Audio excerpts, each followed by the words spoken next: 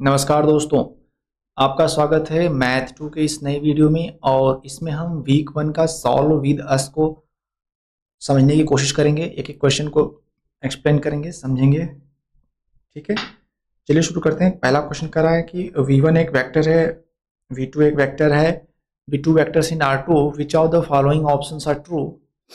कौन सा सही है? ट्रू v1 क्या होगा?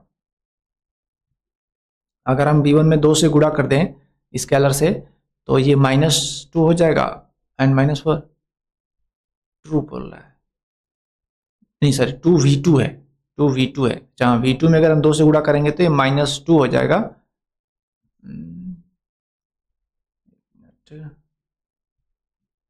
ओके, v2 में हम 2 से गुणा कर देंगे तो -2 हो जाएगा और 4 हो जाएगा। ठीक है, v1 का हाफ कर देंगे तो ये हाफ कर देंगे तो 1 हो जाएगा और -2 हो जाएगा।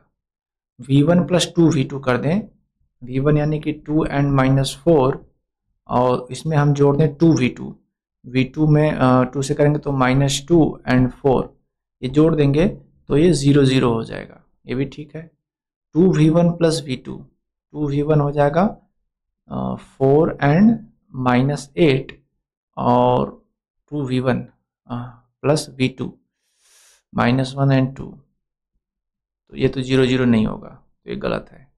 ठीक है, नेक्स्ट क्वेश्चन पे चला जाए गाइज। क्वेश्चन नंबर 2 कह रहा है choose the set of correct options using this figure. Figure आप देख रहे हो, कह रहा है कि 2a इज वेक्टर 2, 4। 2a में अगर हम 2 से कर देंगे तो 2, 4 आएगा। ठीक है। 3b is vector 6, 9। 3 से करेंगे तो 6, 9। ठीक है। नेक्स्ट ऑप्शन क्या है? नेक्स्ट करा a प्लस बी जो होगा वो 3 और 5। a प्लस बी कर देंगे तो 2 एक 3 एंड 5। ठीक है। a माइनस बी कर देंगे तो 2 - 1 1 हो जाएगा, 3 - 2 1 हो जाएगा। 1 1 a माइनस बी, अच्छा a माइनस बी, मैंने b माइनस ए कर दिया। a माइनस बी करेंगे तो फिर -1 एंड -1। ओके, तो सही है। इजी क्वेश्चन है। सॉल्व विद अस मेन आपके अंडरस्टैंडिंग को बढ़ाने के लिए है, कॉन्सेप्ट को स्ट्रॉन्ग करने के लिए है। यहाँ पर जो चीज़ें लिखी गई इनको आपको पढ़ने की ज़रूरत है और आप पढ़ लेना। मैं डायरेक्ट क्वेश्चन पे आता हूँ। कह रहा है v1 ये है 1 0 0, v2 0 1 0 एंड v3 0 0 1 है। 3 वेक्टर हैं a b and c, 3 real number. मतलब v1 में x पे है, v2 में y पर है, v3 में z पे 1 है, बाकी सब 0 है। Then which of the following option true. a plus B plus C जो होगा, v1 में a x है तो a से कर देंगे, v2 में b है और v3 में c से कर देंगे, जोड़ देंगे, यही आएगा। सही है। a b b c c, ये नहीं। a 0 c है तो a c 0 आएगा, नहीं। a 0 c है तो v1 में a होगा, 0 होगा, c होगा। ठीक है, सिंपल सिंपल क्वेश्चन है। आगे बढ़ा जाए फिर। चलो क्वेश्चन नंबर 3 क्या कह रहा है दोस्तों? क्वेश्चन नंबर 3 कह रहा है कि एडिशन ऑफ मैट्रिसेस, तो चीज़ें एक्सप्लेन की गई, आपको जानकारी के लिए पढ़ लेना चाहिए। मैं क्वेश्चन पे चलता हूँ। सपोज P एक मैट्रिक्स है, Q ये मैट्रिक्स है, R ये है, D है। तो कह रहा है कि मैट्रिक्स PD का साइज क्या होगा? P ये है, P है आपका 3x3। मैं कलर चेंज कर देता हूँ, कलर ये सही नहीं है, कलर के लिए ब्लैक ले लो। ये 3x3, ये आपका है 1x3, ये भी 1x3 और ये आपका 3x1। तो P और D लेंगे तो आ जाएगा 3x1। ठीक है। PD 1x3 गलत हो जाएगा। Q 1x3 और 3x1 है तो QD 1x1 हो जाएगा। हाँ ठीक है, ये सही है। D 3 1 है और Q 1 3 है तो 3 3 हो जाएगा DQ। ठीक है। DQ 1 1 नहीं, गलत है। Product QD is not defined. Q और D 1x1 होगा। QR is not defined. QR क्या हो जाएगा? Q 1x3 है और R भी 1x3 है, तो QR नॉट डिफाइंड है। सही है, QR नॉट डिफाइंड है। P plus Q is not defined. P plus Q भी नहीं होगा क्योंकि दोनों को कैसे ऐड करेंगे, दोनों सेम साइज के होने चाहिए एडिशन के लिए, तो ये भी सही है। ठीक है, okay. P plus D is not defined, P plus D करते हैं तो P और D ये भी नहीं जुड़ेगा, सेम साइज का नहीं है, तो ये भी सही ऑप्शन है। आगे चला जाए, नेक्स्ट क्वेश्चन क्या है। सपोज ये ए मैट्रिक्स है, ये बी मैट्रिक्स है, which are the following option are correct. Multiplication और एडिशन, एडिशन है यहाँ पे बात हो रही है, एडिशन में मतलब बता रहा है, नहीं मल्टीप्लिकेशन है ये, मल्टीप्लिकेशन आपको बताया कि कैसे होता है दो मैट्रिक्स का। तो ए इंटू बी क्या होगा, ए इंटू बी क्या होगा बताओ। तो ए इंटू बी के लिए आपका पहला रो पहला कॉलम 1 इंटू 1 हो जाएगा 1, और प्लस 2 इंटू 2 हो जाएगा 4, ओके। फिर 1 का 0 हो जाएगा, ये भी 0 हो जाएगा, 5 इंटू 2, 5 इंटू 2 हो जाएगा 10, और तो 1 3 हो जाएगा, और प्लस 8। नेक्स्ट लाइन में 0 टू 5 है, 0 0 एंड 5 टू 10, और 0 और 2 to 4 plus 25, and 0 to 6 plus 5 into 4 and 20। Next है 3, बाकी 0 हो जाएगा, 4 प्लस 8, और यहाँ पे हो जाएगा 0 हो जाएगा, 6 प्लस 20 एंड 9 प्लस 9 प्लस 16, तो ये हो जाएगा 5 10 11 10 29 26 11 26 34 11 26 34 5 10 11 10 29, ये ऑप्शन, ठीक है। नेक्स्ट चलते हैं, बी ए, बी इंटू ए करेंगे तो क्या होगा, ओके। तो दोनों मैट्रिक्स में कोई अंतर है क्या, 103 है यहाँ पे, अच्छा वहाँ पे 2 है। तो बी इंटू जब ए करेंगे तो इसका रो ले लेंगे और इसका कॉलम लेंगे, तो 1 1 एंड 0 0 हो जाएगा, 3 3 जा 9। सेकंड में जब आएंगे तो 0 हो जाएगा, 0 हो जाएगा, 3 3 जा 9, और यहाँ पे आएंगे तो 2 1 जा 2, 0 चढ़ते हैं 12 प्लस 12, ओके।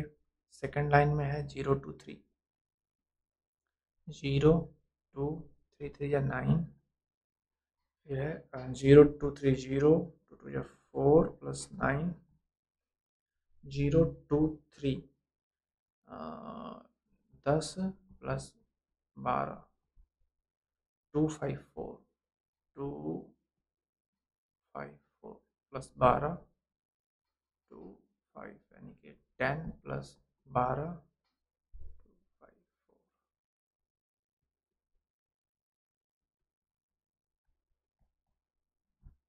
तो हो जाएगा 9 9 एंड 14 9 13 22 14 22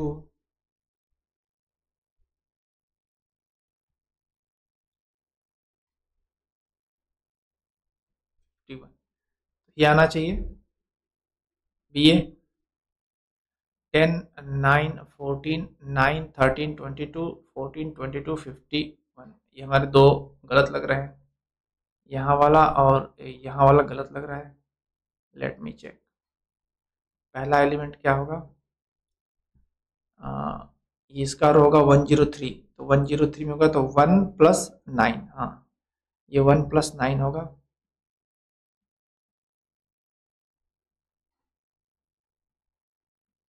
ये होगा 1 प्लस 9, फिर लास्ट वाला जो होगा वो आपका ये रो और ये कॉलम, तो 2 2 जा 4, ये गलत हो गया, टू टू जा 4, ये 254 है, 2 जा 4 और प्लस 25 प्लस 16, तो 29 और 16, 29 और 16,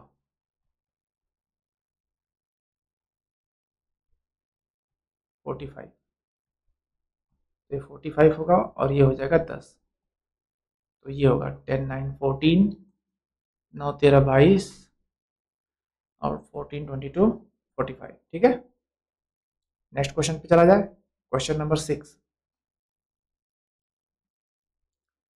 सपोज ये and B which are the following options are true, दोनों का स्क्वायर बताओ क्या क्या होगा।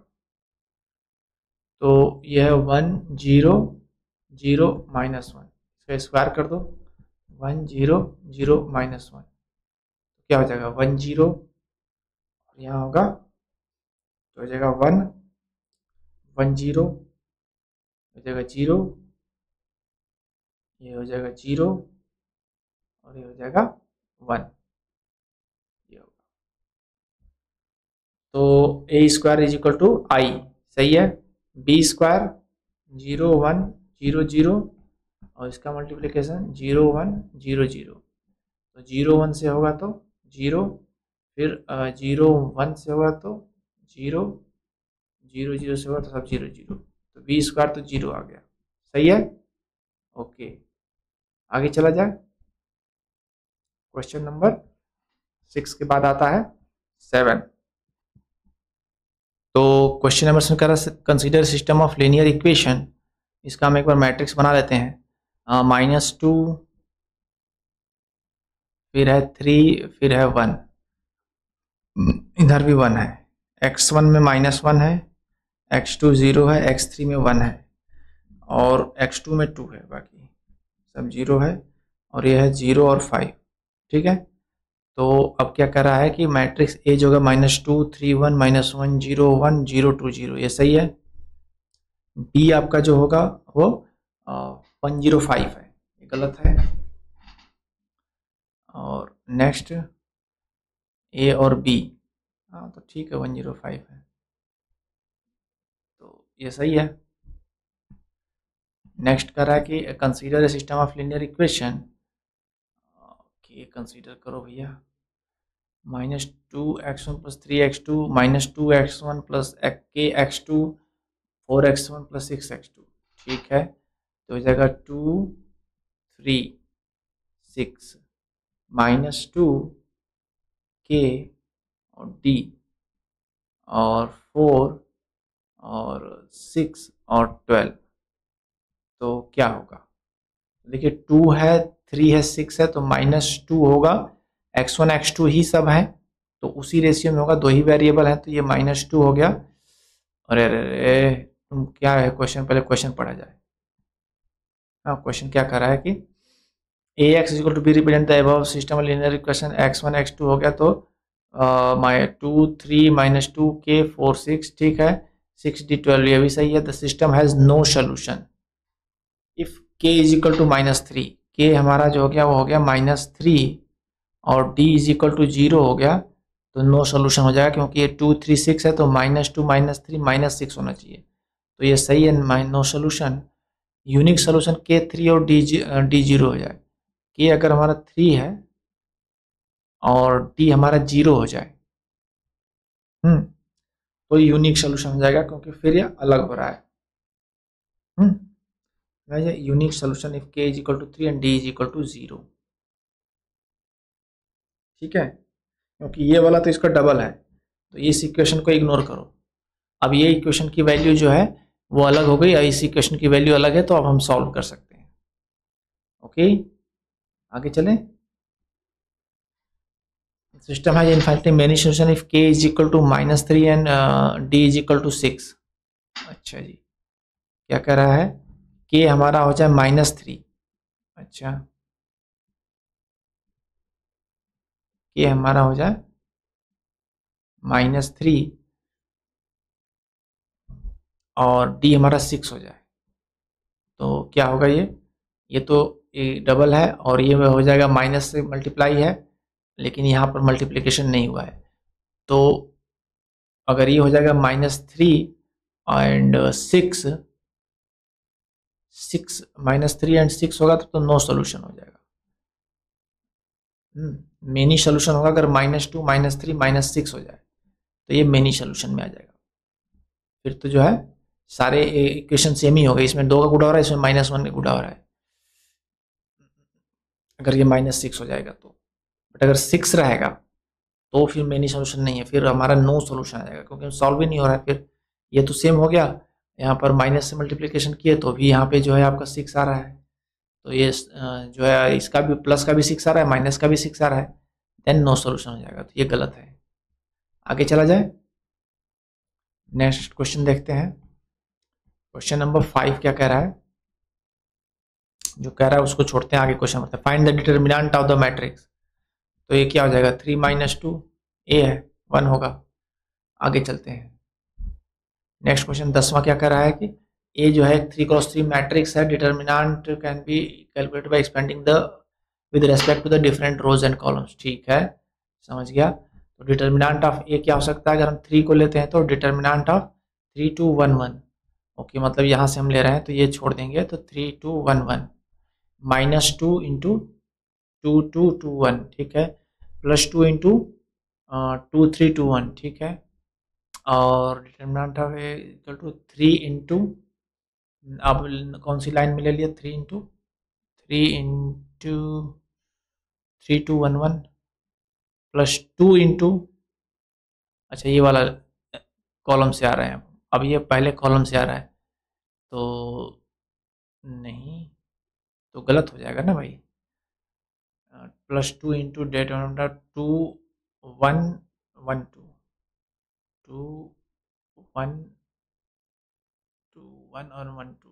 अच्छा, इसी को क्या किया है ना, ये कॉलम को चेंज कर दिया है, तो कॉलम चेंज होने से साइन चेंज हो गया है। देखिए माइनस था तो प्लस हो गया है, बाकी सब सेम है, तो ये ऑप्शन भी सही है। इसमें बस आपको मैट्रिक्स का कॉलम चेंज कर दिया, तो आपको पता है कॉलम या रोज एक बार चेंज करे बस साइन चेंज होता है, तो ये माइनस का ये प्लस हो गया है, तो ये ऑप्शन ठीक है। नेक्स्ट में -2 लिया है, 3 और -2, -2 3 और -2 यानी कि ये वाला रोल लिया है, ठीक है, और उस हिसाब से फिर सारे कैलकुलेशंस हैं, 2 2 1 1 2 3 2 3 1 और 3 2 2 1, तो ये ऑप्शन भी सही है। 2 - 3 2 2 - 3 2 वाला तो कोई है ही नहीं, तो ये ऑप्शन गलत है। या फिर इसमें से चेंज किया है, 2 1 2 1 है, तो इसको चेंज भी कर देंगे तो ये 2 का -2 हो जाएगा, ठीक है। यहाँ पर 3 2 2 1 है, तो डिटर्मिनेंट माइनस हो गया है, और यहाँ पे 3 2 2 1 है तो डिटर्मिनेंट प्लस हो गया है, ये कैसे हो गया, कौन सा सही है, सही कौन सा है,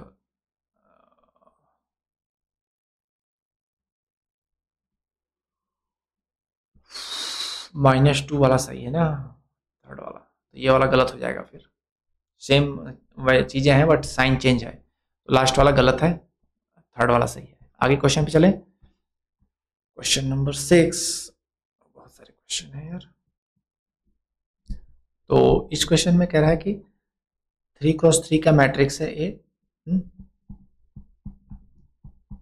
3x3 का मैट्रिक्स है, ये नहीं एग्जैक्ट ये मैट्रिक्स नहीं है, बट मान लेते हैं कि डिटर्मिनेंट ऑफ 2a, अगर हम मैट्रिक्स ए में 2 से मल्टीप्लाई करेंगे तो सारे रोज सारे एलिमेंट में 2 से मल्टीप्लाई होगा, ओके, तो इसमें भी 2 से मल्टीप्लाई, सारे में 2 से मल्टीप्लाई हो जाएगा मैट्रिक्स में, तो k इंटू डिटर्मिनेंट ऑफ, तो डिटर्मिनेंट में क्या मल्टीप्लाई होगा, तो हम जानते हैं कि एक रो से अगर एक बार एक एलिमेंट 2 कॉमन ले तो डिटर्मिनेंट में उतने से मल्टीप्लाई हो जाता है, ठीक है। फिर हम दूसरे में से अगर 2 को बाहर निकालें तो इंटू 2 हो जाएगा डिटर्मिनेंट में, फिर तीसरे में से भी अगर 2 को बाहर निकालें तो डिटर्मिनेंट ऑफ ए में फिर से 2 से मल्टीप्लाई हो जाएगा, क्योंकि सारे मैट्रिक्स में 2 से मल्टीप्लाई हुआ है, तो एक एक रो से अगर हम निकाल देंगे तो डिटर्मिनेंट ऑफ ए में ये 2 इंटू 2 इंटू 2 यानी कि 8 से मल्टीप्लाई हो जाएगा, तो के की वैल्यू 8 हो जाएगी, ठीक है। नेक्स्ट पे चलें, क्वेश्चन नंबर 2 कह रहा है कि a 2x2 matrix which is given as this, define the following matrices. Okay, which of the matrices among B, C, D and E have the same determinant as that of matrix A? Any real number A11, A12, A21, A22. Okay, जिसका determinant same होगा matrix A के. तो देखते हैं क्या कैसे matrix बनी है. बी में क्या हुआ है कि A11 माइनस 21 और A12 माइनस A22, A21 और A22. तो इसका सेम होगा क्योंकि इसमें रो का माइनस हो गया है, सेकेंड वाला फर्स्ट से माइनस हो गया है. सी में क्या हुआ है 11 माइनस 12 और 21 माइनस 22. इसमें कॉलम का जो है ये हो गया है माइनस हो गया है, बाकी सब सेम है तो ये भी सेम डिटर्मिनेंट होगा. इसमें 11 प्लस 21 ओके और इसमें माइनस हो गया तो इसका डिटर्मिनेंट सेम नहीं होगा. इसमें भी माइनस और प्लस दोनों होगा तो इसका नहीं सेम होगा. तो बी और सी का डिटर्मिनेंट सेम होगा. ठीक है, ओके आगे बढ़ें. If the element of 3x3 real matrix A are the same then which of the followings are correct. If all the element 3 और 3 रियल सेम है, 3x3 रियल मैट्रिक्स के सभी एलिमेंट सेम है, then which of the following are correct. Okay, determinant जो है zero हो जाएगा क्योंकि एक रो से दूसरे रो को माइनस करेंगे तो जीरो हो जाएगा पूरी रो, तो डिटर्मिनेंट भी जीरो हो जाएगा. Determinant of matrix can not be determined element of the row, गलत है. Determinant of matrix A plus A transpose is zero where A transpose denotes the transpose of A. तो ट्रांसपोज मैट्रिक्स का भी determinant same होता है, दोनों zero है तो दोनों का प्लस भी जीरो हो जाएगा. ठीक है, आगे चलें नेक्स्ट क्वेश्चन पे. क्वेश्चन नंबर 14 कह रहा है कि ए बी एंड सी भी 3x3 real matrices which of the following options are correct. Determinant of A is equal to transpose का डिटर्मिनेंट वेयर. ठीक है, तो ए बी बराबर determinant of B A. Determinant of A B is equal to determinant of B A. तो determinant of A B C is equal to determinant of A determinant of B into determinant of C. तो जो matrixes हैं अगर उनका determinant के अलग अलग determinant के मल्टीप्लिकेशन के बराबर होता है, ये ऑप्शन सही है. ठीक है, ए क्यूब का डिटर्मिनेंट जो होगा डिटर्मिनेंट ऑफ ए का क्यूब हो जाएगा, ऐसा होगा. तो कैसे होगा देखो, डिटर्मिनेंट ऑफ ए क्यूब क्या होगा, determinant of A into determinant of A, क्योंकि मल्टीप्लिकेशन है ना, ए इंटू ए है तो उनका अलग अलग का मल्टीप्लिकेशन हो जाएगा डिटर्मिनेंट ऑफ ए. तो ए का हो जाएगा डिटर्मिनेंट ऑफ ए का होल क्यूब. ठीक है, प्लस पे ये नियम लागू नहीं होगा. ए इंटू बी का ट्रांसपोज होगा ए और determinant of B where B transpose denote the transpose of B. अच्छा, चूंकि क्या होता है कि ट्रांसपोज का और बी का और बी ट्रांसपोज का डिटर्मिनेंट सेम होगा, इसलिए ए इंटू बी का ट्रांसपोज का डिटर्मिनेंट जो होगा determinant of A into determinant of B हो जाएगा, क्योंकि बी ट्रांसपोज का डिटर्मिनेंट और बी का डिटर्मिनेंट सेम होता है. ठीक है, तो इस तरह से ये ऑप्शन सही हो जाएंगे. आगे क्वेश्चन पे चला जाए. तो ये लास्ट क्वेश्चन था और यहाँ तक आप बने रहें इसके लिए आपका दिल से शुक्रिया अदा करना पड़ेगा. Thank you. अगले वीडियो में जल्दी मुलाकात होगी.